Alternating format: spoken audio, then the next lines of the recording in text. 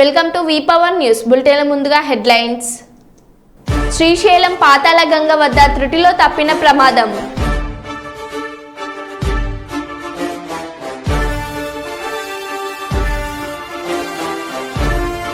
ఊరుకుంద ఈరన్న నరసింహస్వామి ఆలయ భద్రత ఏర్పాట్లను పరిశీలించిన జిల్లా ఎస్పీ జి బిందు మాధవ్ ఐపీఎస్.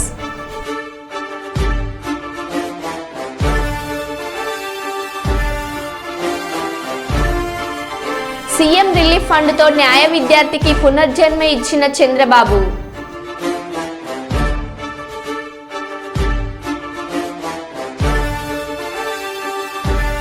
నిర్భయ తరహాలో తెలంగాణలో ఘటన.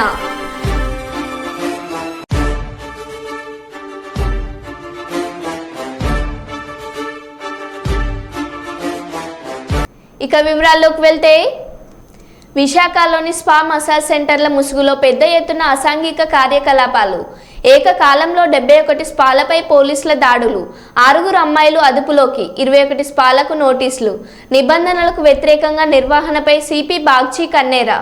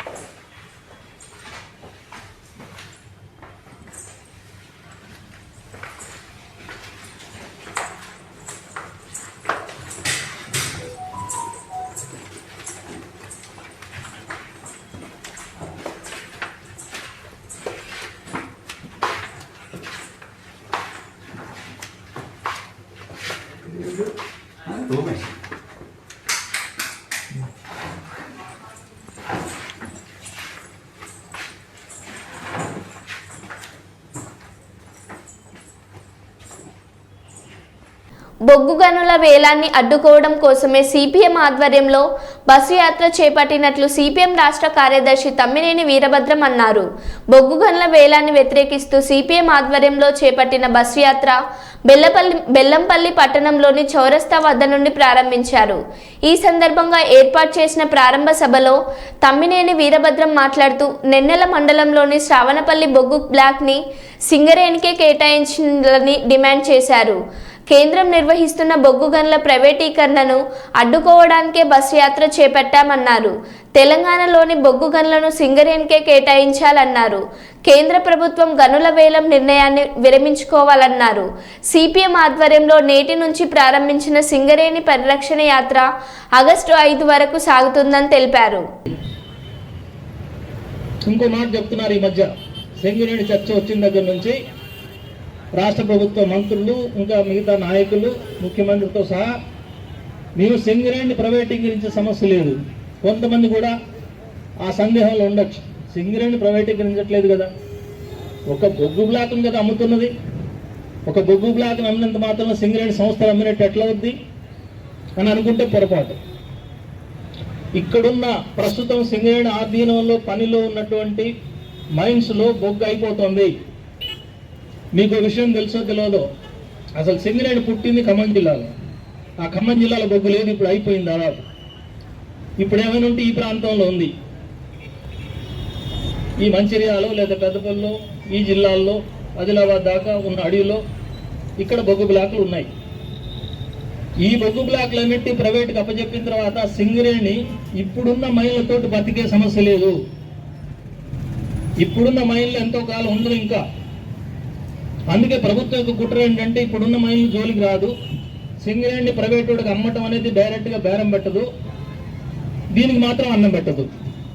కోసం సిపిఎం రాష్ట్ర కమిటీ శాయశక్తుల కృషి చేస్తుందని మీ అందరికీ విజ్ఞప్తి చేస్తూ మాకు ఈ ప్రయత్నానికి మద్దతు ఇవ్వాలి. ఈ రోజున యాత్ర ఇక్కడి నుంచి ప్రారంభమై ఒక వారం రోజుల పాటు జరిగి 5వ తేదీన కొత్తగూడెంలో ముగుస్తుంది. ఈ యాత్రకు మా నాయకుడు రాష్ట్ర కార్యదర్శి సభ్యుడు వీరయ్య గారు నాయకత్వం వహిస్తున్నాడు. అట్లాగే రాష్ట్ర కమిటీ సభ్యులు భూపాలు అక్షయ్ గారు ఇద్దరు సభ్యులుగా పాల్గొంటున్నారు. మధ్యలో కూడా రాష్ట్ర కేంద్ర నాయకులు కూడా హాజరవుతున్నారు. బివి రాఘవ్ గారు వస్తున్నారు. అట్లాగే కేరళ నుంచి కూడా ఓ ముఖ్యమైన నాయకుడు రాఘవన్ గారు వస్తున్నారు. ఇంకా అనేక మంది యాత్రలో పాల్గొంటారు. మధ్యలో ఈ మొత్తం యాత్రని సక్సెస్ చేసే దానికోసం ప్రజలు కార్మికులు సహకరించాలని, ఈ యాత్రకు ప్రచారం ఇచ్చి ప్రజల్లో చైతన్యం కలిగించి దానికి తోడ్పడాలని పత్రికా బృందానికి కూడా విజ్ఞప్తి చేస్తూ నాకు ఈ అవకాశం ఇచ్చినందుకు ధన్యవాదాలు.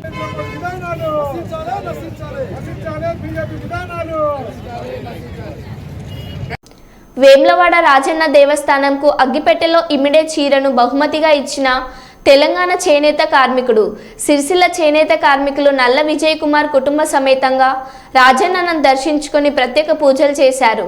నల్ల విజయ్ కుమార్ అగ్గిపెట్టెలో ఇమిడే శాల్వ మరియు చీరను తాను స్వయంగా చేసి శ్రీ రాజరాజేశ్వర స్వామి అమ్మవారికి బహుకరించుటకు ఆలయ ఈవో వినోద్ రెడ్డికి అందజేశారు. వీరి వెంట ఈవో సిసి ఎడ్ల శివ శ్రీనివాస్ రెడ్డి తదితరులు పాల్గొన్నారు.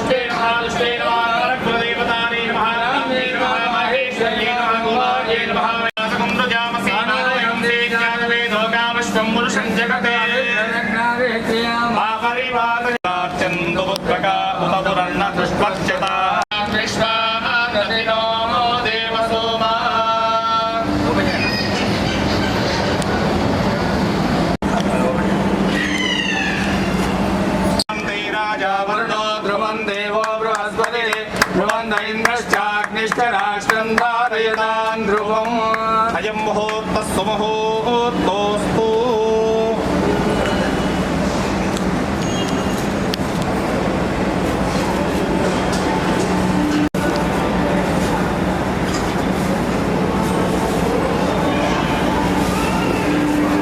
ధ్రువందే రాజా వరుణో ధ్రువం దేవో బృహస్పతి ధ్రువం ఇంద్రశ్చాగ్నిశ్చరాష్ట్రం ధారయతాం ధ్రువం.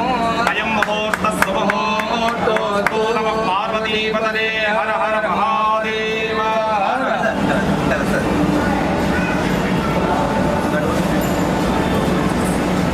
తొమ్మిదిగా చాలా 5 మీటర్.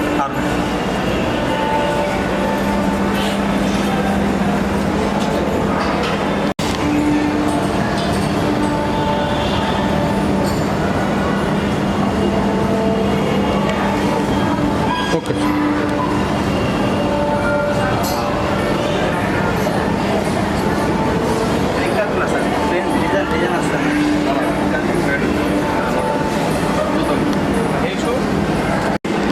సోనియా గాంధీ, నరేంద్ర మోడీ గారు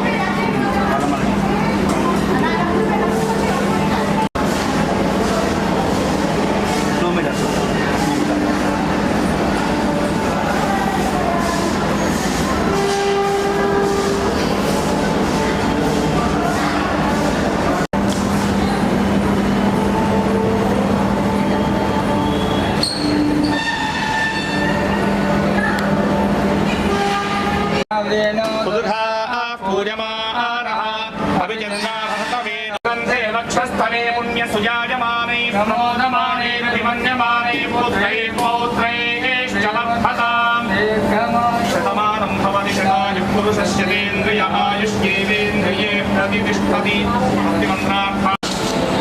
పేరు నల్ల విజయ సుశీల చేనేత కళాకారుణ్ణి. గతంలో మా నాన్నగారు నల్ల పరంధాములు గారు మొట్టమొదటిసారిగా అగ్గిపెట్టెలో ఇమిడిపోయి పట్టు చీరలు తయారు చేసి వివిధ తెలంగాణ టెంపుల్కి ఇవ్వడం జరిగింది. అదే తరహాలో ఆయన వారసత్వాన్ని పులింపుతో నేను కూడా అగ్గిపెట్టెల చీరనే కాకుండా శాలువాను తయారు చేసి వివిధ రాజకీయ నాయకుల చేత శభాస్ అనిపించుకునే కాకుండా చేనేత కళారత్న అవార్డు కూడా పొందడం జరిగింది. అదే తరహాలో మా నాన్నగారు పునర్వైభవం చేసిన ఈ అగ్గిపెట్టెల చీరను తరతరాలుగా మినిమం ఒక 7 నుంచి 2 నెలల ఒకసారి వెమ్మవాడ రాజరాజేశ్వర స్వామి మరియు అమ్మవారికి మా ఇలవెల్పు కావడం వల్ల 10 సారి ఈ అగ్గిపెట్టెల చీరను శాలువాను ఇవ్వడం జరుగుతుంది. అదే తరహాలో ఈనాడు కూడా ఈ చీరను శాలువాను తీసుకొని స్వామివారి మరియు అమ్మవారి ఆశీస్సులు పొందడం జరిగింది. ఇంకా మరెన్నో ప్రయోగాలు చేసుకుంటూ మళ్ళీ అమ్మవారి స్వామివారి దర్శించుకుంటానని కోరుకుంటున్నాను. శ్రీశైలం ప్రాజెక్టు పాతాళగంగ వద్ద త్రుటిలో పెద్ద ప్రమాదం తప్పింది. వికారాబాద్ జిల్లా పరిగి నియోజకవర్గం దోమ మండలం దాదాపూర్ గ్రామానికి చెందిన మాజీ సర్పంచ్ కృష్ణ ఈశ్వర్ సిద్ధి గురుచరణ్ గౌడ్ ముదిరాజ్ సంఘం అధ్యక్షులు రమేష్ పాతాళగంగలో తమ కారుతో పాటు స్నానం చేస్తుండగా ప్రాజెక్టు అధికారులు హఠాత్తుగా 4వ గేటు తెరవడంతో హఠాత్తుగా నీటి మట్టం పెరిగింది. దాంతో ఆందోళనకు గురైన వారు స్థానికుల సహాయంతో అతి కష్టం మీద కారును ఒడ్డుకు చేర్చి వారు కూడా బయటపడ్డారు.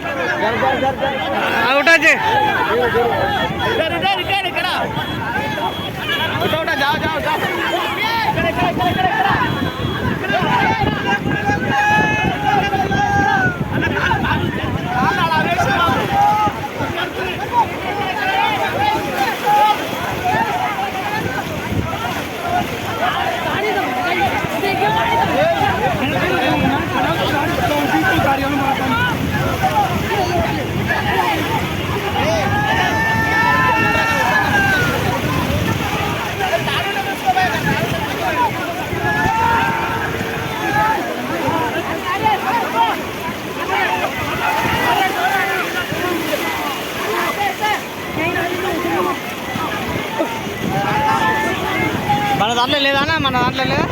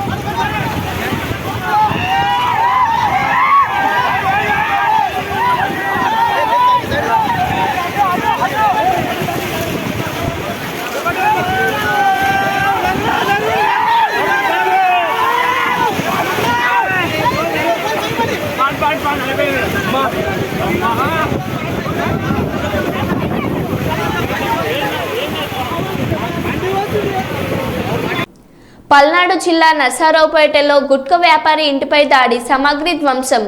నోముల మల్లికార్జున అనే గుట్కా వ్యాపారి ఇంటిపై దమ్మలపాటి పూర్ణచంద్రరావు దాడి. అనుచరులతో కలిసి దాడికి పాల్పడిన దమ్మలపాటి పూర్ణచంద్రరావు దాడిలో వ్యాపారి మల్లి కుటుంబ సభ్యులకు గాయాలు. దాడిపై పోలీసులకు ఫిర్యాదు చేసిన బాధితులు. పోలీసులు రాకతో ఘటనా స్థలం నుండి వెళ్లిపోయారు దుండగులు. కేసు నమోదు చేసి దర్యాప్తు చేస్తున్నామన్న పోలీసులు. మా షాప్లో మేము ఇంట్లో కూర్చొని మా అమ్మాయి నేను టిఫిన్ చేస్తున్నాం. చేసే దమ్మాలపాడు పూర్ణచంద్రరావు, అల్లం పూర్ణచంద్ర అనే వ్యక్తి బయట వచ్చి నుంచున్నాడు. ఏంటండి అని అడిగినందుకు ఏంద్రా లవడాగా అని చెప్పి, ఆయనకి మీకు రిలేషన్ ఏంటి? ఎటువంటి రిలేషను లేదు మాకు. ఆ ఏంద్రా లవడాగా అని చెప్పి లోపలికి వచ్చి ఎగబడ్డాడు. ఎగబడిన తర్వాత బయట 20 మంది కుర్రోళ్ళు వచ్చి సీసీ కెమెరాలు ఇవన్నీ పగలగొట్టడం జరిగింది. ఆడవాళ్ళు అడ్డం వస్తే ఆడవాళ్ళని కొట్టడం జరిగింది. ఎందుకు వచ్చారు ఏందని అడిగితే, ఏంద్రా నీతో చెప్పేది, నువ్వు బయటికి రారా, దమ్ముంటే చూసుకుందాం అని చెప్పారు. చీరలు బట్టి లాగారు, కొట్టారు, విపరీతంగా కొట్టారు, అన్నీ లాగేశారు, చీరలు లాగారు. నిన్ను ఊళ్ళో ఉండ నువ్వు బతకడానికి లేదు, నువ్వు ఊరు వదిలిపెట్టిపోవాలి అంటున్నాడు. అదేమంటే ఎమ్మెల్యే గారు చెప్పారని మాట్లాడాడు. ఎమ్మెల్యే గారే పోయి దౌర్జన్యం చేసిరా అని చెప్పాడు. చెప్పిన వ్యక్తి దమ్మాలపాటి తల్లం పూర్ణచంద్ర అనే వ్యక్తి, నేను ఎమ్మెల్యే గారి దగ్గర పోయి, నేను నోముల మల్లికార్జున అనే వ్యక్తి వ్యాపారం చేసుకుంటున్నాడు, ఆ వ్యాపారాన్ని ఆపాలి అంటే, సరే నువ్వు వెళ్ళు, నువ్వు తీసుకొని వెళ్ళు, గొడవ చెయ్యి, ఆ తర్వాత నేను చెప్తానని ఎమ్మెల్యే గారు నాకు మాట ఇచ్చారు అని నిన్న పెద్ద మనుషుల సమక్షంలో చెప్పాడు. పెద్ద మనుషులు ఎవరు? కళ్యాణం రాంబాబు అనే వ్యక్తి సమస్యలో మధ్యలో ఎమ్మెల్యే గారి ఏదో చెప్పి మా మీద రౌడీలకు తీసుకొని వచ్చాడు. అయితే ఆపే వ్యాపారం నేను ఊరు రోజులు పెట్టి పోవాలంట. అది నిర్మల్ నుంచి ప్రకాశం వెళ్తున్న బస్సులో మహిళపై డ్రైవర్ అత్యాచారం. నోట్లో గుడ్డలు కుక్కి అత్యాచారం చేశారని మహిళ ఫిర్యాదు. మేడ్చల్ సమీపంలో బస్సు ఉండగా డయల్ 100కి ఫోన్ చేసి సమాచారం ఇచ్చిన మహిళ. అప్రమత్తమైన సిటీ పోలీస్. బస్ కోసం గాలింపు. ఉస్మానియా యూనివర్సిటీ పరిధిలోకి రాగానే బస్సును చేసి పట్టుకున్న పోలీసులు. హరికృష్ణ ట్రావెల్స్ సంబంధించిన 2 డ్రైవర్లని అదుపులోకి తీసుకున్న పోలీసులు.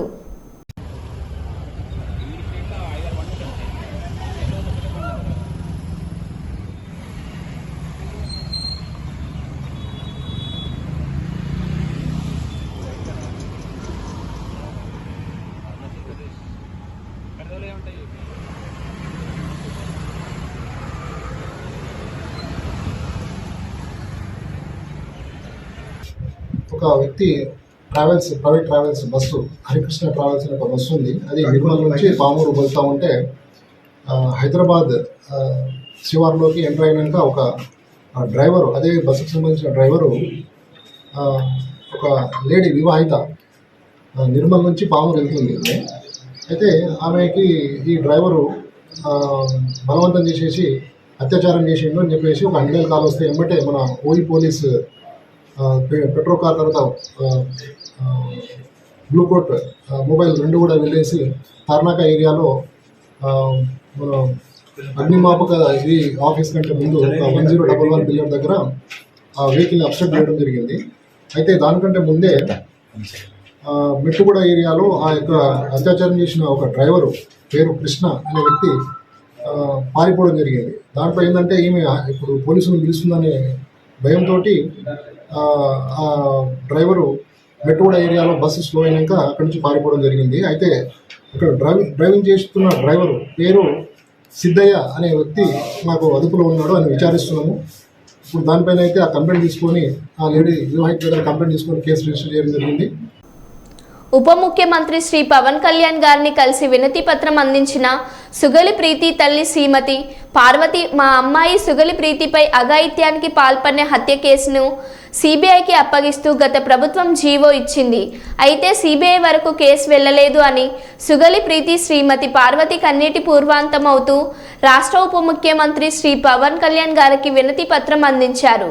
మంగళవారం సాయంత్రం మంగళగిరిలో శ్రీ పవన్ కళ్యాణ్ గారిని తన కుటుంబంతో కలిసి వినతి పత్రం ఇచ్చి ఆవేదన వ్యక్తం చేశారు. తమ బిడ్డకు జరిగిన అన్యాయం మరే ఆడబిడ్డకు జరగకుండా చూడాలని కోరారు. సిబిఐ దర్యాప్తు ప్రారంభించేలా చర్యలు తీసుకోవాలని ఎన్నోసార్లు విజ్ఞప్తి చేసినా స్పందన రాలేదన్నారు.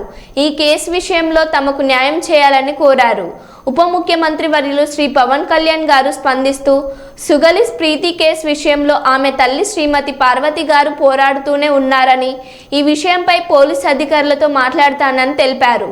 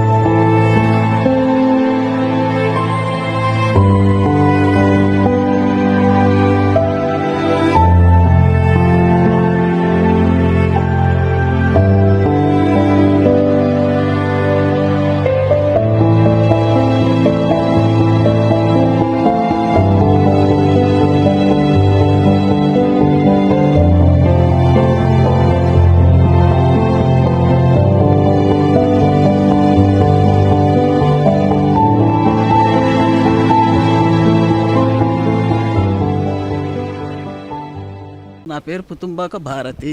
అందరికీ తెలిసిందే, ఏరియా మొత్తానికి తెలుసు నేను. అందుకని పేదలు కాదు ధనికులు కాదు, ఎవరికి సమస్య వచ్చినా ఆ సమస్య ఉన్న చోట నేను ఉంటా, అంతే. ఆ విధంగానే ఈ కేసు తెలిసి కూడా నేను మణిపాల్లో చేర్చారు బాబుని, సీరియస్గా ఉంది అని తెలిసి నేను సీఎం గారిని కలిసే ప్రయత్నం చేశాను. నాకు మిత్రులు 2-3 సహాయం చేశారు ఇక్కడ. వారి సహకారంతో నేను సెకండ్ టైం వెళ్ళేటప్పటికే నాకు ఇంటర్వ్యూ ఇచ్చారు. నేను చెప్పిన వెంటనే 10 లక్షల చెక్కు రాశారు. ఇవాళ చెక్కు రిలీజ్ చేశారండి.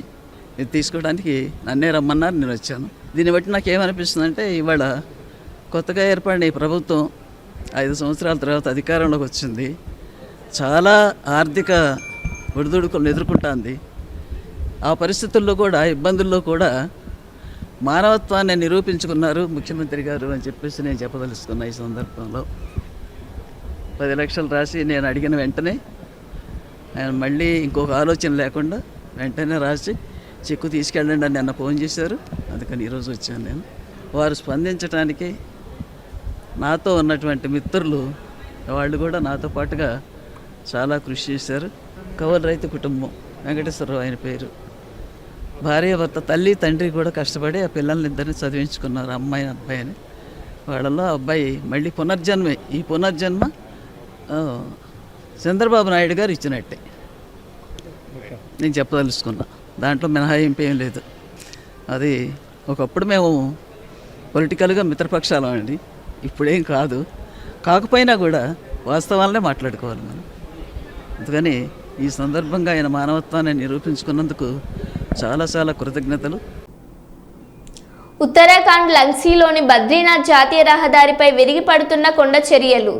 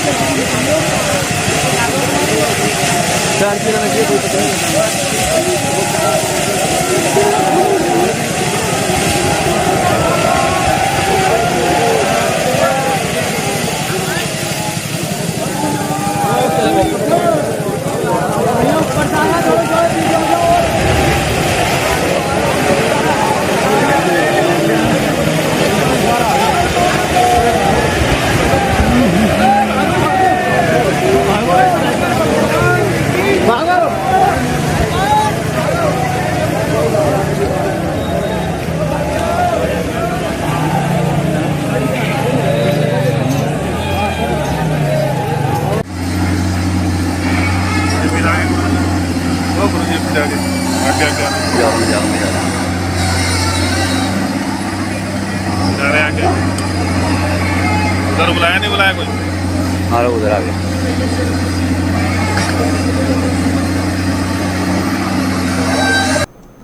మరో బులెటిన్లో మళ్ళీ కలుద్దాం. Stay tune.